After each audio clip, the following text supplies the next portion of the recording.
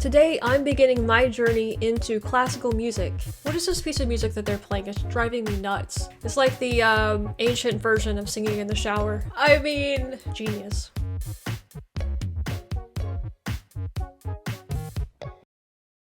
So happy Sunday, everybody, or whatever day you might be watching this. Way back when I started my channel, I had this idea that I wanted to do something called Symphony Sundays. You see, in addition to history, classical music is actually another interest of mine. I did a video on Fur-Elise a long time ago, and then I kind of got sidetracked with all of the history stuff because that really started picking up steam on this channel. And so I just kind of went with that and then left the music stuff in the dust. But I would like to get back to it. And so the plan is to dedicate each Sunday on this channel to learning more about classical music. Now, just like history, the genre of classical music is huge and it's hard to kind of know where to start. But I did have somebody recommend to me these videos by Howard Goodall. I took a quick look at them and they look like they might be a really great place for me to start this. Instead of just randomly diving into different symphonies or different pieces of music that we could listen to, we're gonna start with some foundations first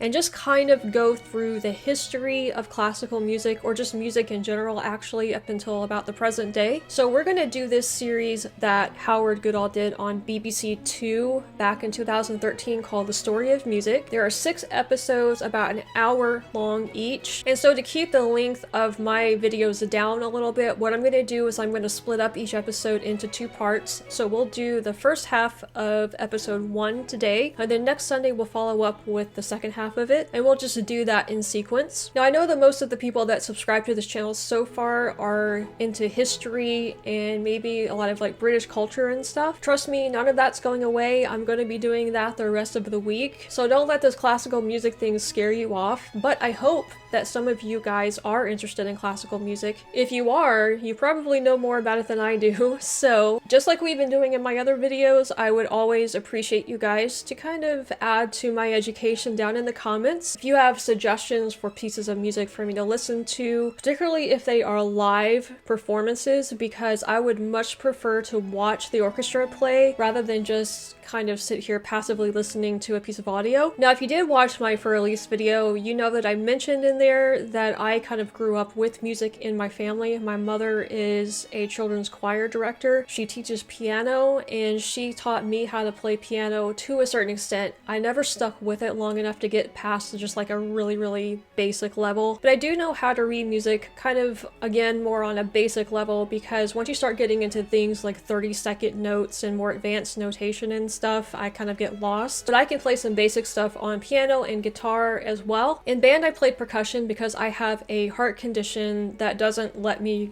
blow into instruments. I did try to initially play like a wind instrument or a brass instrument. I forgot what exactly I tried to play. All I know is that I practically almost passed out. So it became very quickly apparent that I could not play one of those types of instruments, so I switched over to percussion. So in marching band, I played the snare drum primarily, but in concert band, I played like the bells and the more mallet instruments, which I actually preferred to play those because they were a lot more interesting to me. And I have brothers that are virtual music geniuses. Like, they can play anything by ear and write like beautiful music. Unfortunately, I was not gifted the same way as they are in music, but I can do things on, just like I said, a very fundamental level. I've also taken music appreciation, which here in the United States is basically an introduction to music. It's also kind of like the history of music, but also very basic theory as well. You listen to a lot of really famous classical pieces that kind of defined music. My professor for that was actually a viola player in the City Symphony Orchestra, so she knew what she was talking about. And I have been to a handful of symphony concerts before, you know, Brahms, Beethoven, Mendelssohn. So all of that to say that the subject of music is not brand new to me. I do have a little bit of knowledge in it. For instance, I remember there are different periods like the Baroque and classical and modern periods. I also know that the early church had a very important role in music in society. Way back in the day, they were kind of like the cultural centers, and then music became more secularized over time. And I know a lot of the names of the composers, but I can't really tell you much about them. So anyway, enough about all of that. We're gonna go ahead and get into this video. We're gonna watch the first part of episode 1, and it's called The Age of Discovery. So So we're gonna go back to kind of the beginning of music,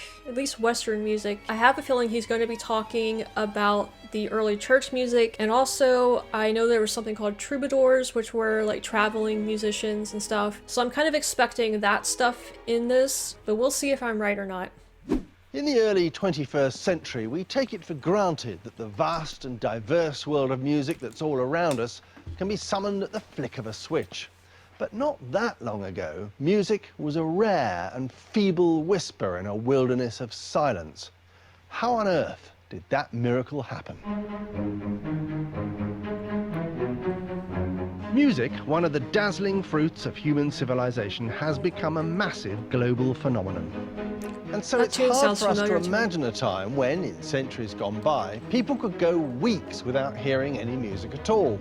Even in the 19th century, you might hear your favourite symphony 4 or 5 times in your whole lifetime, in the days before music could be recorded. You know, that's a really, really good point that I hadn't thought about. I mean, it was not that long ago, actually, where you didn't have music constantly in your life. You just think about how much richer that makes life, where you can just go online or on your phone or whatever, hit a play button and hear whatever music you want. Even 100 years ago, they had like records. I don't know. When were records invented? But I know that they had machines that you could play music back with. So it's really only been kind of like in the last 100 years or so where you had access to music that you could play back. But yeah, before that, I mean, can you imagine how much more boring life would be without being able to listen to music all the time? Times in your whole lifetime, in the days before music could be recorded.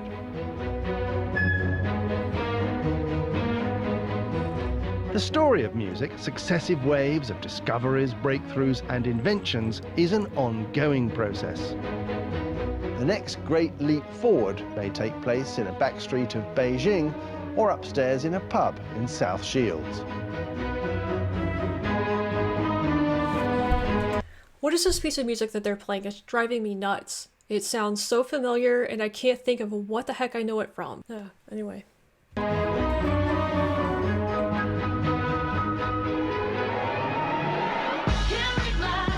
Oh.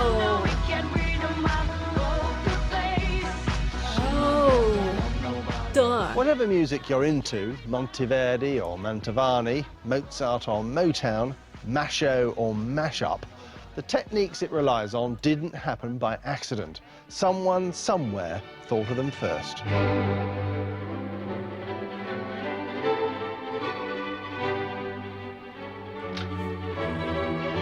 Music can make us weep or make us dance. It's reflected the times in which it was written. It has delighted, challenged, comforted and excited us. In this series, I'm going to trace music's extraordinary journey from scratch. There'll be no fancy jargon nor misleading labels. Terms like Baroque, Impressionism or Nationalism are best put to one side. Instead, try to imagine how revolutionary and how exhilarating many of the innovations we take for granted today were to people at the time. There are a million ways of telling the story of music. This is mine. All right, this is going to be a different approach then. I'm looking forward to this. A different way of thinking about it.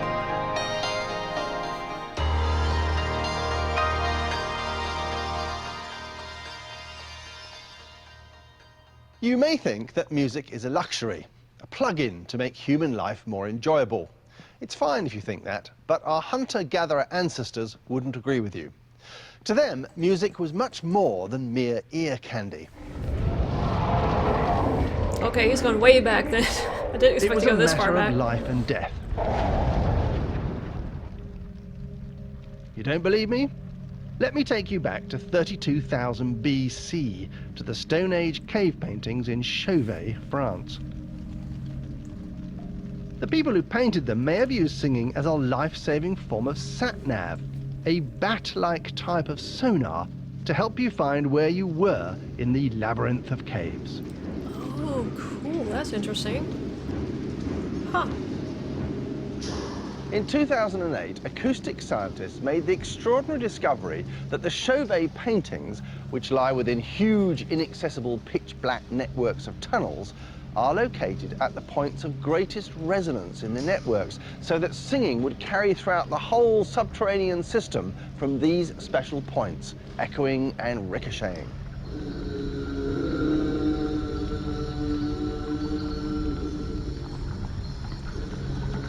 We also now know that music played an important part in Paleolithic rituals, since whistles and flutes made out of bones have been found in many of these caves. From these dusty artefacts would one day grow Duke Ellington's horn section and the massed ranks of the Dagenham girl pipers. It's like the ancient version of singing in the shower, basically.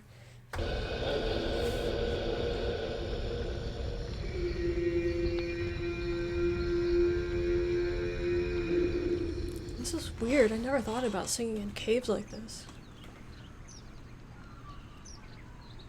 I mean, it's weird in a good way, you know.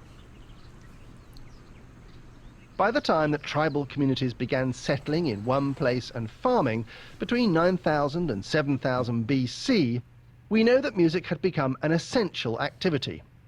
As well as helping along the rhythm of work, music was seen as something potent, magical, and if the mood required, seductive. And yet we've absolutely no idea what the music of these ancient societies actually sounded like. Because they couldn't write their music down, it has disappeared completely. I know, There's that's no kind of surviving sad in a video, lot no of ways. sheet music, no Pythagorean MP3, not a note of it. Few ancient instruments have been dug up, mind. Something like shower heads. What the heck? These ones are called lures. A set of 6 lures were excavated in a field in Denmark in 1797, now known as the Brudervelter lures. They were perfectly preserved in a peat bog for 2,500 years and are still playable today. These two are replicas. Lures are so famous in Denmark, they've even had a butter named after them. These lures may look a tad unwieldy, but in terms of technology, they're a long way from being some hollowed-out piece of fruit or a drum knocked up from a clay pot. What they tell us is this. It's a grave error to describe what musicians were up to in 800 BC as primitive. Making these elaborate brass instruments could only have been the handiwork of culturally sophisticated people. Remember, these lures were made and played nearly 1,000 years before the building of Hadrian's Wall. We don't know what the Bronze Age Scandinavians played on their lures, but it was probably meant to be scary.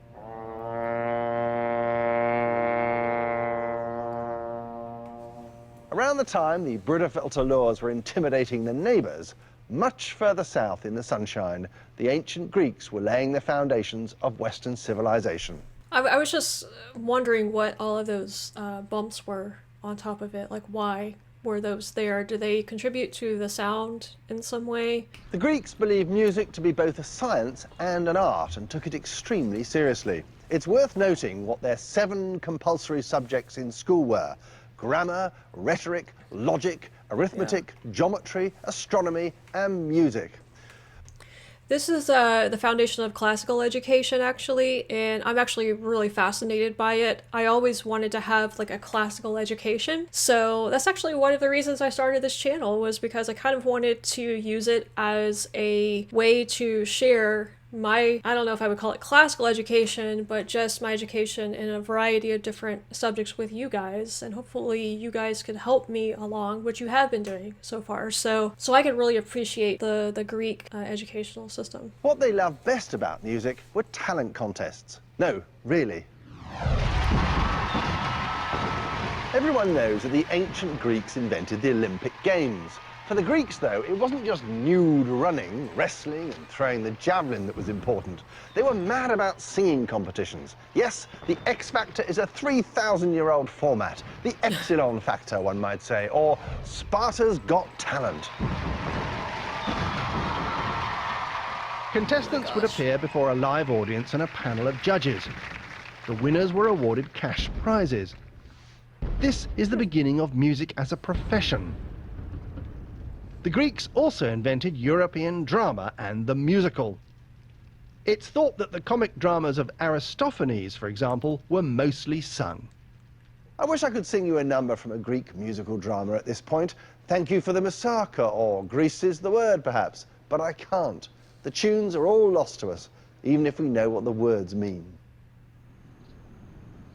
I have heard like a recreation though of a Greek song from one of these theatrical musical things, and I can't remember what the heck it was, but it was basically just them trying to recreate based on what they thought the different instruments or the chorus would sound like. It was actually really fascinating to listen to. It was a little creepy at the same time. I think it's kind of sad that we'll never know what music sounded like thousands of years ago. The Greeks passed on their passion for theatre, poetry and music to the Romans, who exported it, along with their legions, all over the Mediterranean. But the Romans, too, never got round to writing their music down, and so when Rome fell in the 5th century, the music of the ancient past was lost to us. It's as silent as the grave. Almost.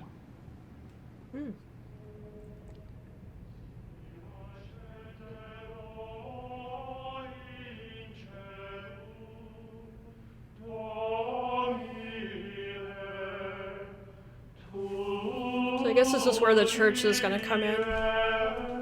Our one remaining link to the music of the late Roman world is Christian plain chant, which dates from at least the 3rd century AD.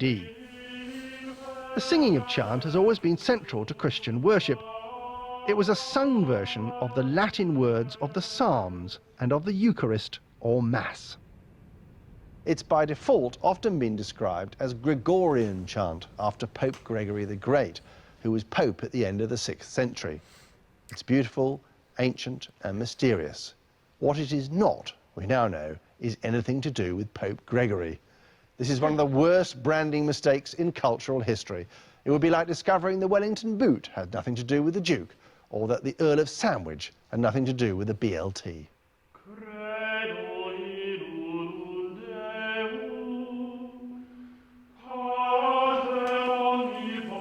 In the earliest form of plain chant, musical monks would sing a meandering tune with no accompaniment, no discernible rhythm, and no harmonizing. They are singing together in unison.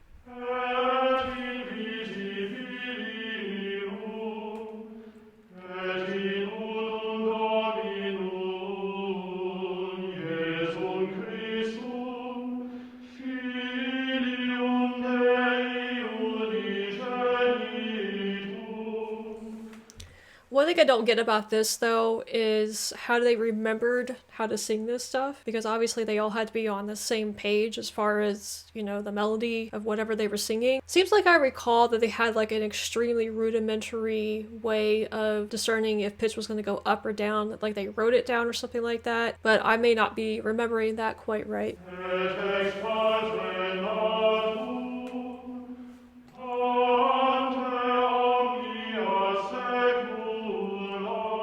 Plain chant stayed the same for centuries. But then, sometime before the 8th century, someone somewhere had the bright idea of adding some young lads to the choir. How did it go for like 500 years without changing? That's crazy.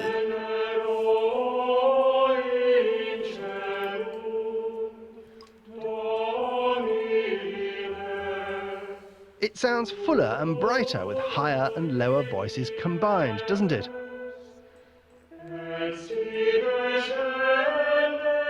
The boys sang an octave higher than the men. It's called an octave because in church music at the time there were only 8 notes to choose from. On the white notes of a modern keyboard, the 2 lines of voices are 8 notes apart. Right. An octave. Having men and boys sing an octave apart prompted a further thought. What if we had 2 notes together that weren't octaves, but completely different notes taken from the choice of 8? What if they added this note, for example?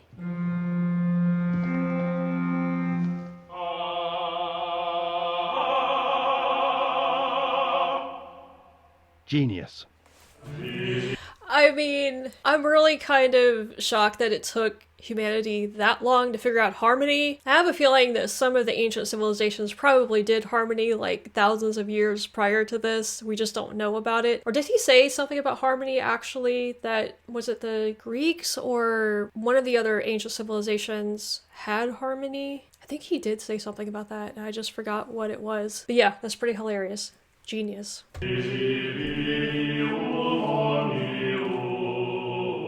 They didn't go too far, mind. The new line wasn't independent, but stayed exactly in parallel to the original.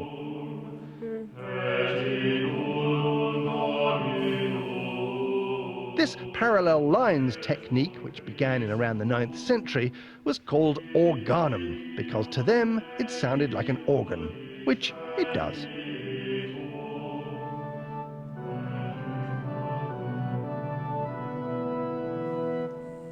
What we're hearing is the first experiment in what we'd call harmony, the simultaneous sounding of more than one note.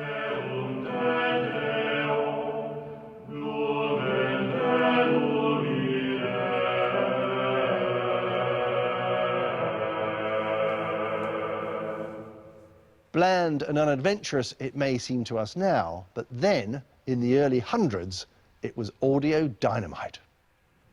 The heady excitement of singing 2 notes at once had another spin-off. This time they went crazy. They stopped one of the lines moving around. In this form of organum, one singer just stays put on one note all the time. I say singer, but this technique is so boring to perform, they also used to play it on instruments instead. An organ, perhaps, or now almost forgotten instruments like the psaltery, the hurdy-gurdy, or the symphony. I'm not making this up. They really did have an instrument that played just one continuous note. They even had a name for the long-held note. It's a drone. Oh yeah, I actually had one of my viewers DM me on Instagram, and he said he's learning how to play the hurdy-gurdy right now, and he had to explain to me what that was. So I don't know, maybe we'll see one on this. That would be cool to see one.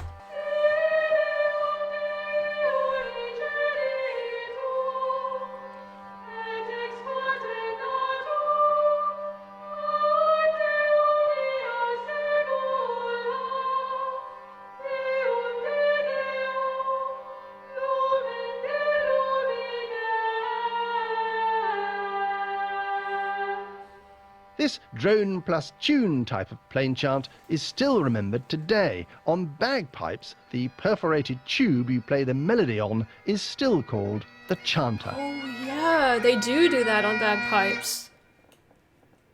By the 9th century, the most adventurous musicians had started to mix the 2 available styles together: parallel organum and drone organum.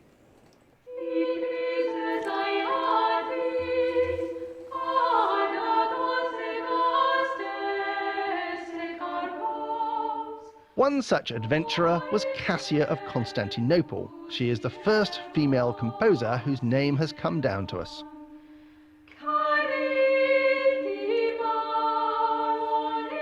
What makes her music intriguing is its unusual mix of simple but unpredictable harmonies.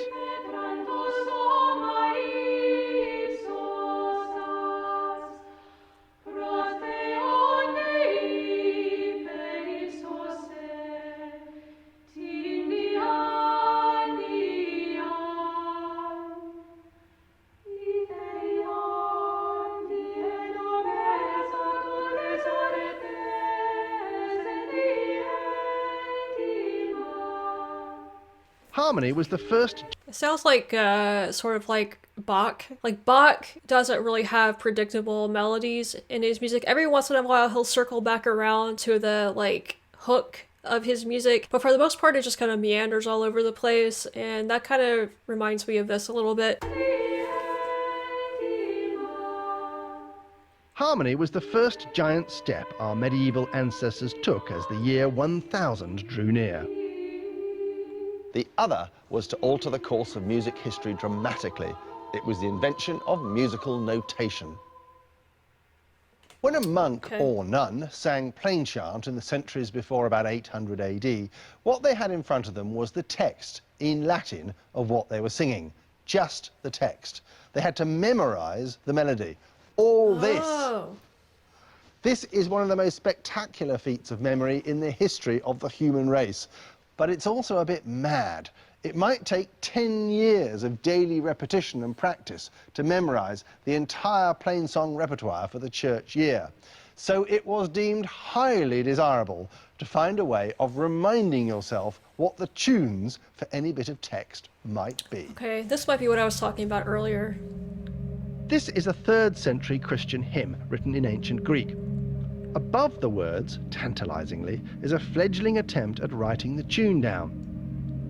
Alas, so far at least, no one can agree on what exactly it's meant to sound like. Hundreds of years went by until squiggles came along. That's not their real name, which is neumes, but squiggles are what they are. This is a page from the Winchester Troper, the oldest surviving manuscript of organum anywhere in the world. It's the painstaking work of Anglo-Saxon monks. What it shows is the Latin text that was intended to be sung with squiggles above the words and in the margin. The idea of the like squiggles notes. was to give some indication of whether the note of the melody went up or down over any given syllable, so they're better than nothing. Yeah. But the squiggles had a major flaw. They're essentially a way of jogging your memory of a tune you already know. They're rubbish at teaching you a new tune from scratch. That's the because they're precursors not to very notes. good at indicating just how high or low successive notes are supposed to be. Like a map without longitude or latitude. Yeah. The breakthrough came in around 1000 in the Italian city of Arezzo, and it was the brainchild of a musical monk called Guido, known nowadays as Guido of Arezzo. I love like British documentaries like this. You guys have like all of these weird angles and stuff that you shoot from that is, I think, uniquely British and totally like BBC stuff. Anyway, that has nothing to do with what we're watching. I just had to kind of like point that out. Guido's methods were simple and clear. First of all, he gave the squiggles, or neumes, a standardized, easy-to-read form. So each note had its own symbol, or blob. He then drew 4 straight lines onto which the notes, or blobs, would be placed. One of the lines he made red to give you a fixed bearing as against all other tunes, a bit like the musical equivalent of the equator or the Greenwich meridian. So wherever the note or blob is placed represents its pitch position, that is, whether it's an A, B or C. La. If the note goes up, the blob goes up. La. If it goes down, blob goes down. La. Step by step. Ole, ole, ole, ole, ole, ole. What was that food? Before Guido, you'd think up a tune and then teach it to everyone you know and hope they pass it on without mucking it up. After Guido, music could be fixed on a page and could be reproduced by someone who'd never heard the tune before. Guido's method has been refined over the years by indicating the duration of notes, for example, but it's essentially the same system we still use to notate music today. The ability to formulate musical ideas on a page enabled a musical approach that was far more ambitious than anything that had preceded it. A story that has to be remembered and spoken out loud is necessarily less complex than a novel, which can be written down and unfolded over a much greater length of time. So it was with the invention of musical notation. Now you could have multiple lines of music. Dazzling new possibilities for harmony began to suggest themselves. What was needed to realise this potential was for a musician to go a bit mad, and in his creative madness, open up the harmony idea to 1,000 new possibilities, which, helpfully, is what a bloke from Paris did in the 12th century.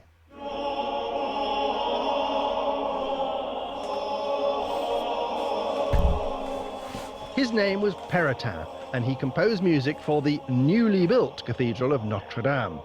What he did was ask a seemingly simple question. What would happen if you had more than 2 voices singing at the same time? What if you had 3? Or even, God forbid, 4? This might not sound momentous now, but believe me, it was nothing short of a revolution in music.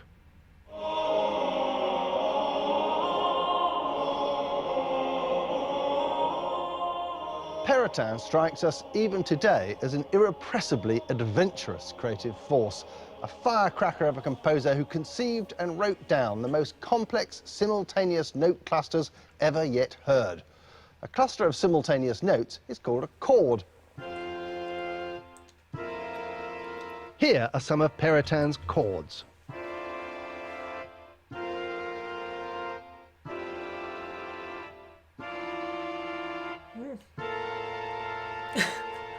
Perotin also blazed the way forward in another area of music. He may not have been the first composer to bring rhythm into church music, but he's the first one to find a way of notating rhythm, using a system whereby shorter notes are bracketed together with a horizontal bar, what he called a ligature. He was particularly fond of one rhythmic pattern, a pattern that you can easily remember because it's the rhythm of the theme tune to The Archers. Dum-de-dum-de-dum-de-dum, dum-de-dum-de-dum-dum. Perotin made that pattern his own, as you can hear in his hymn composed for Christmas Day 1198, Viderunt Omnes.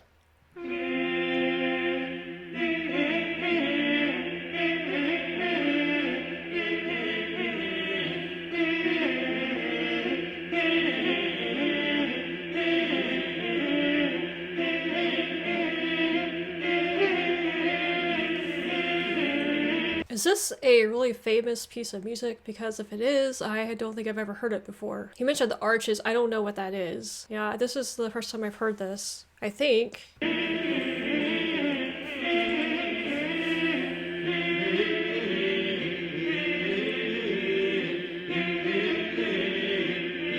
It does sound Christmassy, though.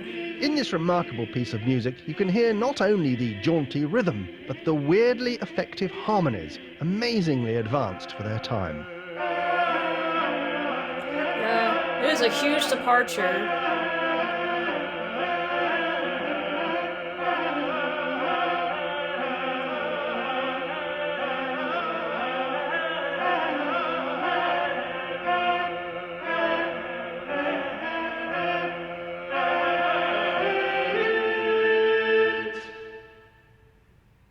It's important to remember that before Perotin's time, most people would rarely have heard any music at all, unless they heard it in church.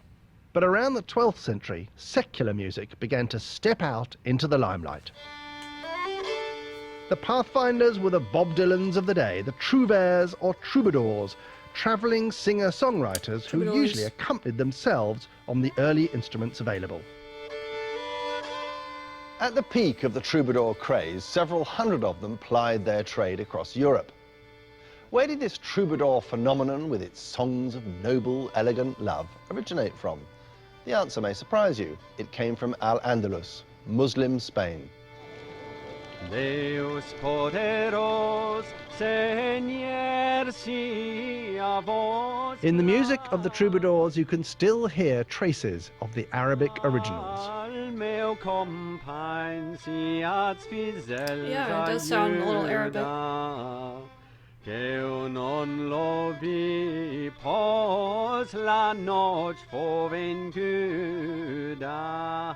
Muslim Spain also provided Christian Europe with more sophisticated musical instruments that were to become central to secular music. The rabab, a precursor to the violin, the al-oud, which became the lute and later the guitar, and the qanun, an early type of zither. And instruments weren't the only important thing that European composers inherited from the culture of Islam. Don't know what a The zither other is. was a flair for rhythm.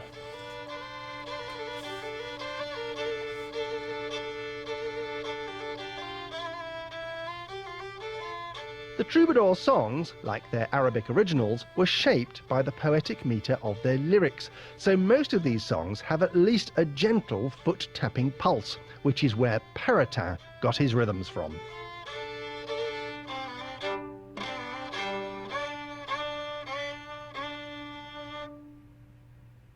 By the end of the 14th century, nearly all music's vital components have been discovered. notation, both melodic and rhythmic, the layering of voices on top of each other, and a basic selection of instruments to complement the human voice. One final piece of the jigsaw still needed to click into position.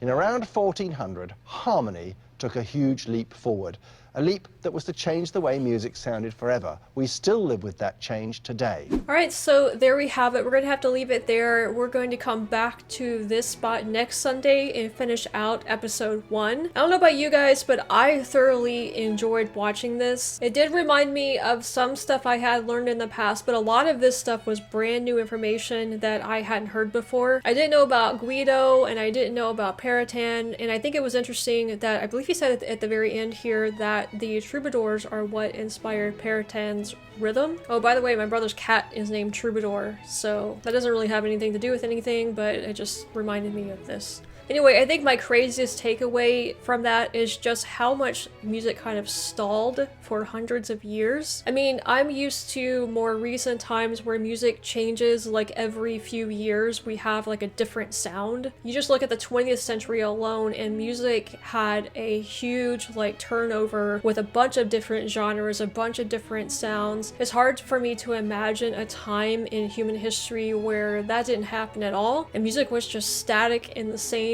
for a really long time, or at least that was the implication here. Now maybe there are some little changes here or there that happened that he didn't really touch on, but yeah, it's just really kind of crazy to think how long it took human beings to figure out, oh, maybe we should write this stuff down so that we can remember how to play it, or maybe we should try putting 2 notes together. I don't know, it just seems like basic stuff that you would figure out pretty early on with music. I mean, it certainly seems easier than like figuring out the Pythagorean theorem, which they did like thousands of years ago. But then again, like I said, maybe some of these ancient societies did have things like harmony and stuff. It just kind of got lost over time. So anyway, I would love to hear your thoughts down in the comments. Also, if you know anything about what that instrument was that they showed at the beginning. I forgot what they were called. I think they started with an L, but they're the ones that had like the bumps on it, and they were like that early brass instrument. If you can explain to me why they were designed that way, I'd like to know. Also, if you're a musician yourself, let me know what instrument you play, and also let me know things like what your favorite composer is, or maybe what your favorite genre of music is. So looking forward to part 2 of this episode. We'll have that for you next Sunday, I believe. If you enjoyed this video, make sure that you like and subscribe. I'm going to be getting back to kind of the history and culture stuff the rest of this week, so stay tuned for all of that, and we will see you next time.